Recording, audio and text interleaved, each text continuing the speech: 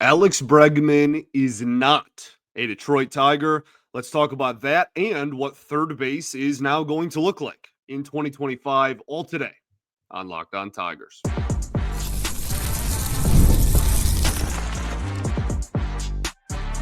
You are Locked On Tigers, your daily Detroit Tigers podcast, part of the Locked On Podcast Network, your team every day.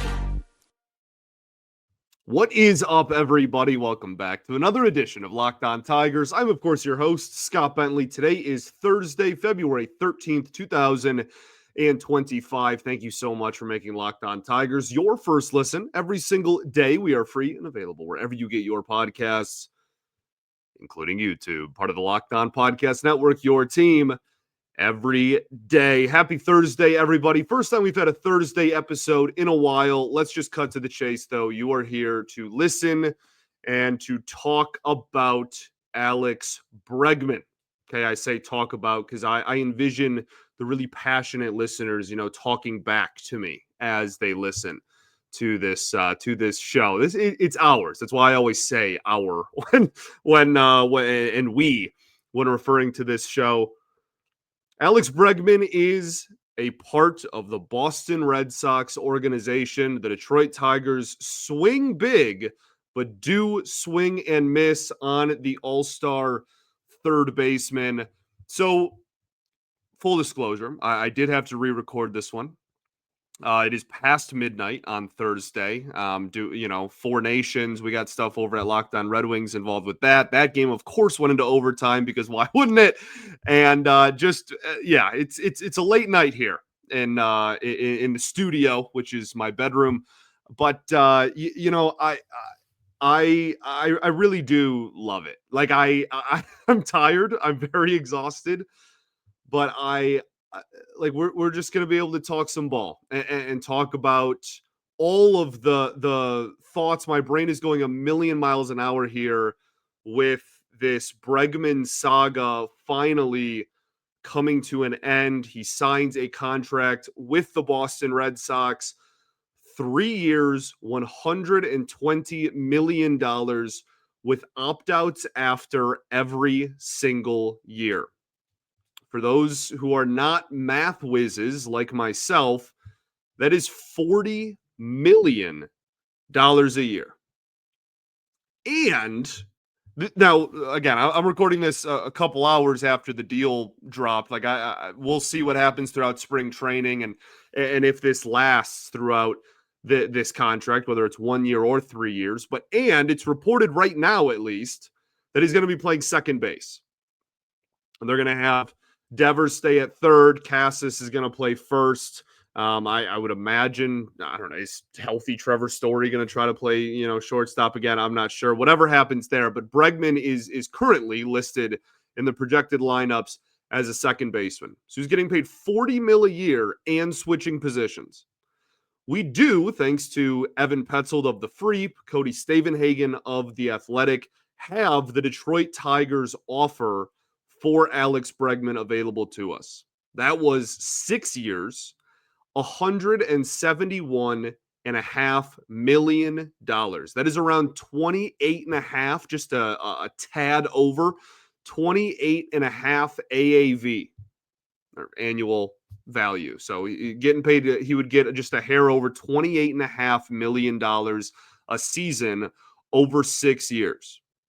The Tigers also put an opt-out in that deal after 2026, which is after year 2 then of the contract. And obviously he would have played third base here. The Tigers, this was reported by Cody Stavenhagen of The Athletic, refused to give him an opt-out after year 1, which Boris and his camp wanted. The Tigers did not budge on that and did not offer that deal, did not offer that opt-out in said contract. The Cubs offer is also public. That is 4 years, $120 million with opt-outs after 2026 and 2027. So the last 2 years of that deal, he would have had opt-outs as well. Now, when comparing the Cubs and the Red Sox, it's a little more straightforward. You're talking about the same amount of money for 1 year less. That's just objectively more money, and he's getting an opt-out after every year.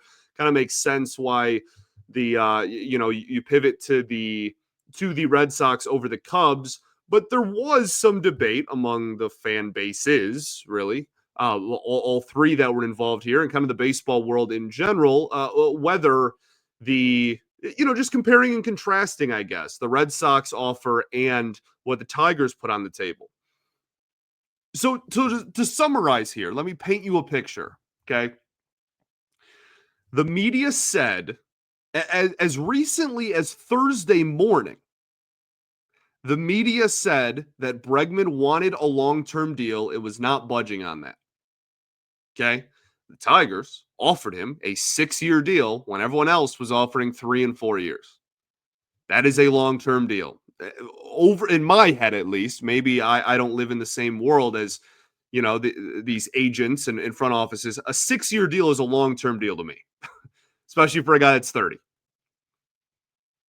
So the Tigers offer 6 years, which apparently was what Bregman wanted going into the offseason, and more years than anybody else that made the final 3, we'll call it. They also offered him just shy, $1.5 million-ish short of $30 million a year over those 6 years. And the Tigers' offer, again, was to play his natural position that he is a Gold Glover at. The Red Sox, it sounds like, are going to have him switch positions. So my initial reaction to this is I am disappointed. I am very disappointed. This was a clear upgrade at a clear position of need and would have been a solution to that hole at third base for a long time. Bregman has been a perennial 4+ WAR player for many years now. And I think the reason why it's so disappointing, aside from just those, obvious statements of you need a third baseman and he's one of the best third basemen in baseball, the Tigers actually went for it. Again, that's a 4+ WAR all-star caliber player that is walking away from you that you reportedly almost had. Now, maybe he never wanted to be a Tiger. Maybe he has some hatred for the state of Michigan, or maybe the people that think it's because of the ballpark are right. I think that's ridiculous. I shouldn't say ridiculous. I think that is overblown. Okay, I do think it is a factor. Ridiculous is definitely not the right word there, but I think that's far overblown. You know what I mean? Like if you have a talented roster and pony up the money, then I think more times than not, you're probably going to get what you want out of that offer. So it hurts. And the Tigers will almost assuredly get pretty marginally, pretty comfortably, maybe even less production from the third base position in 2025 than what a full season of healthy Alex Bregman will do. But there is a but. It is also very hard for me to get too upset here. And I'll explain why right after this. So got to talk to you all today about our friends over at Wonderful Pistachios. If you're looking for a snack that's both delicious and nutritious, crack into a good source of protein with Wonderful Pistachios. Wonderful Pistachios is one of the highest protein nuts. Each 1 ounce serving has 6 grams of protein, giving you over 10% of your daily value. Plus, they're packed with fiber and better for you unsaturated fats that keep you feeling fuller longer. Personally, I love the no shells variety. I know there's some, OG and some truthers out there that, it has to have the shell on it, but the no shells are really just a perfect grab and go snack for busy days, whether I'm snacking at my desk, which I kind of was today, on a road trip, or just need a quick protein boost. They're always my go-to. And if you love cracking open every shell for that satisfying crunch, the in-shell options are a classic favorite as well. So get snacking and get cracking with the snack that packs a protein punch. That is the best line in advertising. I'm not kidding. Get snacking and get cracking with the snack that packs a protein punch. Rhyming alliteration, that is bars, okay? Visit wonderfulpistachios.com to learn more. All right, everybody, welcome back here. Segment 2, Locked On Tigers. Appreciate y'all for tuning in. As always, making us your first listen every single day. Shout out to the everydayers that do tune in every day. We will, of course, be back tomorrow. We got a lot to talk about. I don't even know if we're going to get to Alex Cobb today. He's hurt, probably going to miss opening day. But we'll, by tomorrow at least as well, have 2 full days of media availability and kind of like quotes and news and notes from camp that we will talk about and send you into the weekend. But today we are talking about Alex Bregman not coming to Detroit and instead going to Boston on a 3-year, $120 million deal. I left you with a cliffhanger because that's what pros do. But I left you with a cliffhanger before the break. I am disappointed that Bregman is walking away, I guess. I guess that's the terminology. It is going somewhere else. Okay, I am. That being said, it is really hard for me to be too upset, right? I can be disappointed. I can be sad that we don't have one of the best third basemen in baseball at the hot corner on opening day this year. But I don't think I have the anger that I've had in off seasons past of not trying to get big name free agents or lowballed offers or other moves that this organization has maybe made in the past. I'm finding it really difficult to be upset. Now, let's be clear. I think Bregman took the better offer for him. But the Tigers offered more money and total money, I should say. Obviously not per year, but more total money and way more years, double the amount of years. The Red Sox offered $40 million a season, and he gets to decide every single winter whether he wants to stay for another 40 or go and test the market again. That is a crazy offer. That is crazy player control. And honestly, this might be a cope, okay? This might be me coping, and I want to make that abundantly clear. You can make fun of me if you think it is. But like, I am glad the Tigers organization actually made an effort to get a big name cornerstone type of free agent. They offered nearly $30 million a year. They weren't afraid of the long-term deal. That's all encouraging, I think, somewhat going forward for future free agent races, Scooble, Green, et cetera. It just really sucks that it had to come at the expense of losing out of one of the best third basemen in baseball, obviously. And again, maybe that's me coping. Now, what does third base look like this year? Now, is immediately the question that everyone's going to pivot to. I think until proven otherwise, we are going to go under the assumption that this is the Matt Vierling and Jace Jung show. And I there's some hesitation within that, absolutely and undeniably. Okay. Matt Vierling, I think at third base specifically, not overall in the season, at third base specifically, produced a little bit over 1 WAR at third base. And that comfortably led the Tigers. It was actually the only player in the entire organization that had a positive WAR at third base in 2025. So you get that production back, albeit not a ton, but he also only played in 40, 50 games at third base specifically. So then all eyes turn to Jace Jung. And last year, he was dealing with a wrist injury that reportedly took and depleted his power. That was something that he was very good at. He had pretty solid power numbers, especially for early on in his minor league career, a second baseman, then obviously transitioned to third base around this time, well, a little bit more, winter of last year. And I'm hoping, the hope is not a fact, but the hope is that Jace Jung is going to have some major league experience under his belt. Hopefully will be a little bit more acclimated to major league pitching and have a healthy hand.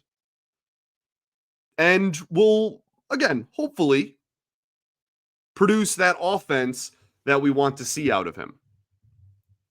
Vierling, overall, if you just want to put the whole season together at all positions he played, was a solid, toolsy, 2.5-ish WAR player. That's Fangraphs WAR, just to be clear. And neither were great defensively at third base. Vierling was certainly better than Jung. I do have serious concerns about whether Jace Jung is going to ever be a starting caliber third baseman defensively. Doesn't have a great arm. Looked kind of slow there last year at times. But I also am confident that it is not going to be a 2022 caliber train wreck at third base either. And I want to make that abundantly clear. I am not super confident in the third base position in 2024. 2025. Goodness gracious. I don't even know what year it is. I'm really not. I'm not oozing with confidence that Vierling and Jung are just gonna be a really solid, whatever, top half of the league platoon, and they're both going to hit really well and stay healthy all year. I have serious concerns about whether that is possible, especially on again, both sides of the ball.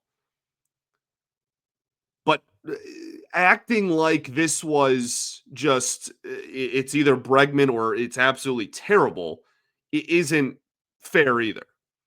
You could, not saying they will, but you could have two well above replacement level players at third base in 2025. So the missing out on Bregman repercussions, I think there is a semi-common misconception that if the Tigers didn't get Bregman, third base would just be an absolute disaster. And maybe this is me coping. Maybe it is. We'll look back, in a little bit of time when I've had a few days to calm down from this just absolute saga being over finally. And maybe I am just trying to cope with that. But I really don't think that this is, oh, you didn't get Bregman, so you're going to be one of the worst third base situations in baseball either. Last year, 2024, the Tigers were 22nd in third base production. That's just WAR accumulated by third basemen over 162 games. Their leader in games played at third base last year was Gio Urshela, who played about 70 games at third, comfortably more than anybody else on the team, and got exactly 0.0 Fangraphs WAR as the Detroit Tigers third baseman. Now he moved around a little bit, had some DH at bats, and went to a different team and hit decently well there. So he ended the season with like 0.5 or 0.7 WAR, which is still basically a replacement level player. But at third specifically, he was literally 0.0, and he had the most games played at third. You are removing that. And you are banking on Jace Jung not being a negative 0.1 WAR at third base like he was in 2024. If you see even a 1.5 win season out of Jace Jung in his first full year at third base, and Vierling just does close to or slightly better than what he did last year, you might even mess around and fall into like the middle of the pack or maybe even like push a top 15 production at the position in baseball in 2025. But there's also a lot of ifs in that. And that's why I wanted Bregman, because those aren't really ifs. You just would have had one of the best productions at third base in this upcoming season. I hope that this is coming across the way I want it to. It's disappointment, but it's not anger. It's not, the season's over or anything like that. Let's go play ball, man. Let's lace them up and see what this team can do. This was never an all in, all out, it has to be him or you're going to be terrible type of situation. It just would have been really nice. Maybe that's coping too. Another question that I've already been asked, even, though the move happened like 2 hours ago in my time, is could the Tigers pivot and make another move? I'm out here talking about Vierling and Jace Jung. Is it possible for them to even go a different direction? We'll talk about that right after this.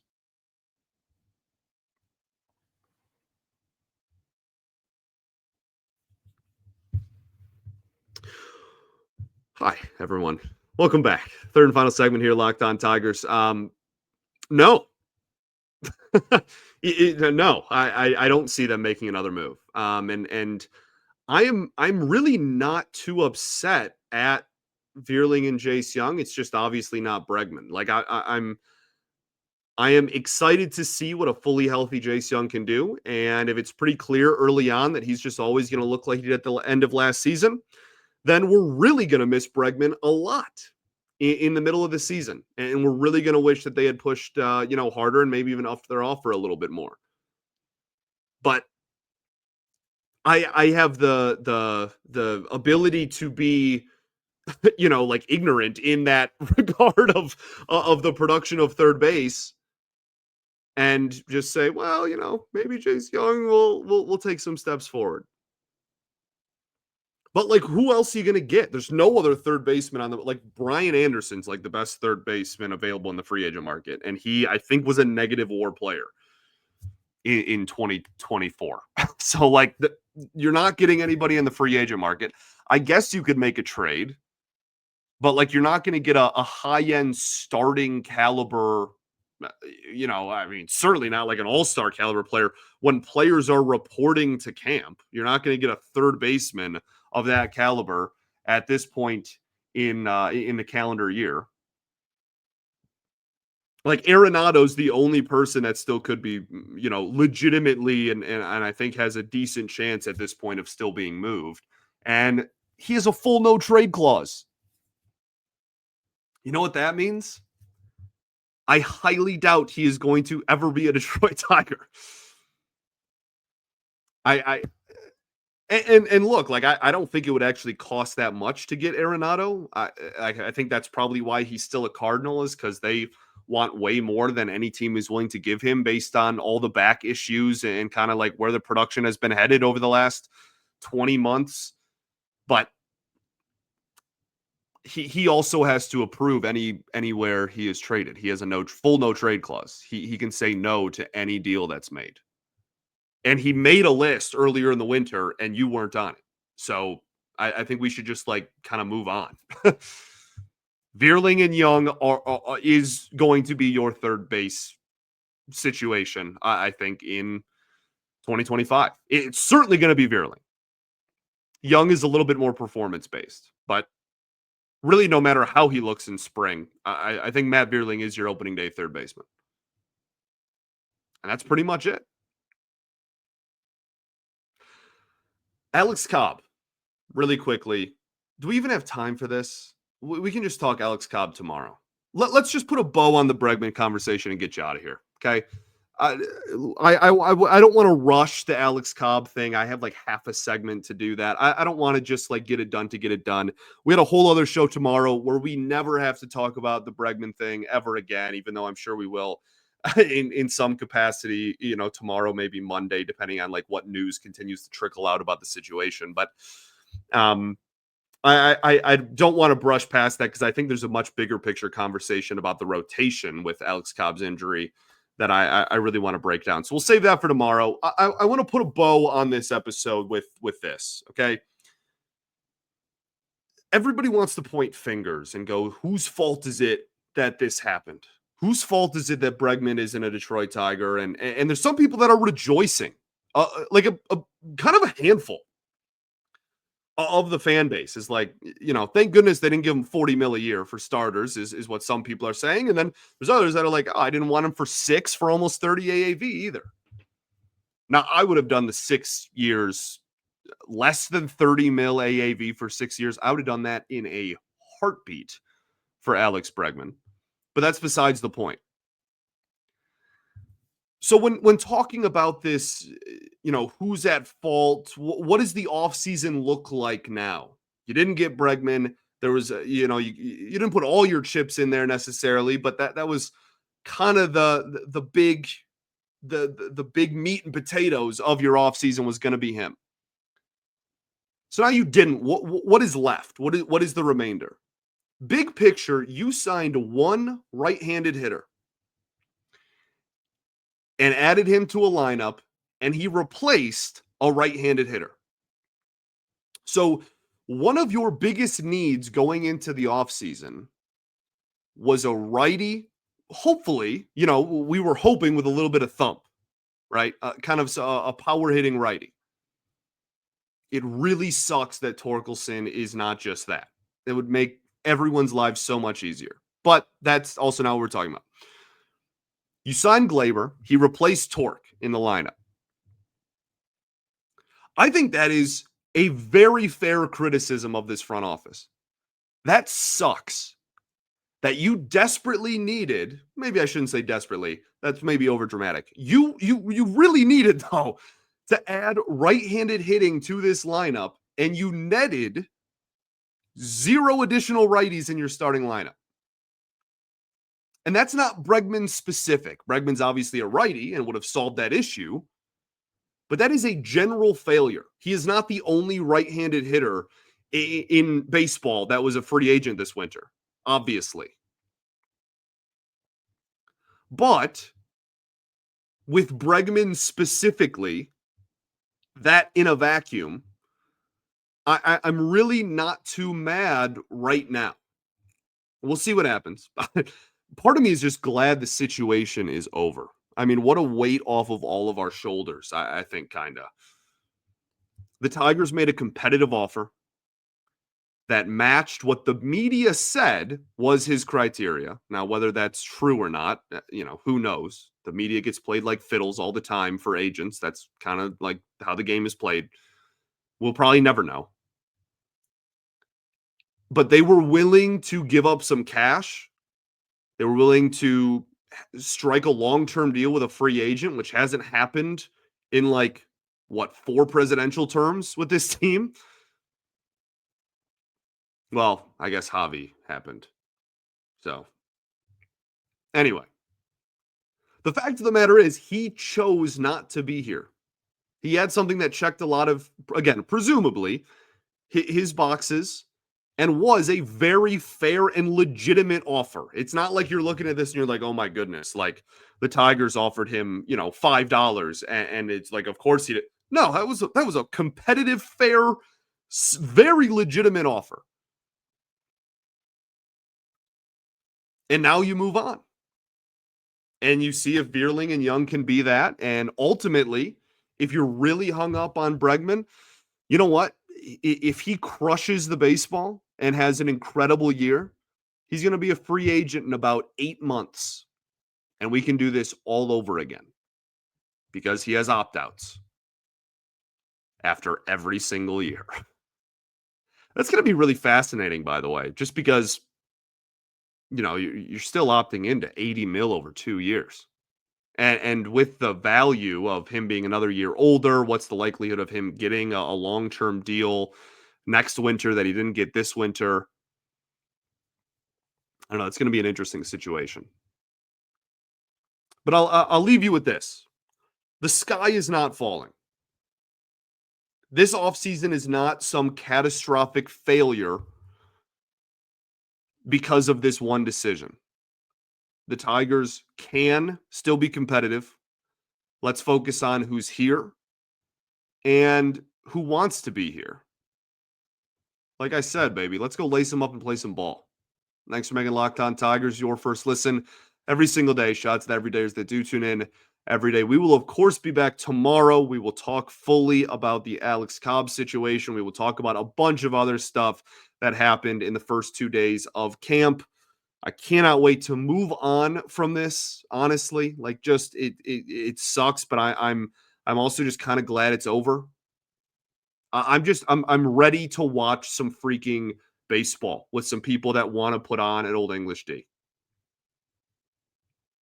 See y'all tomorrow, baby. Peace and love. Going to therapy's dope. Go Tigers.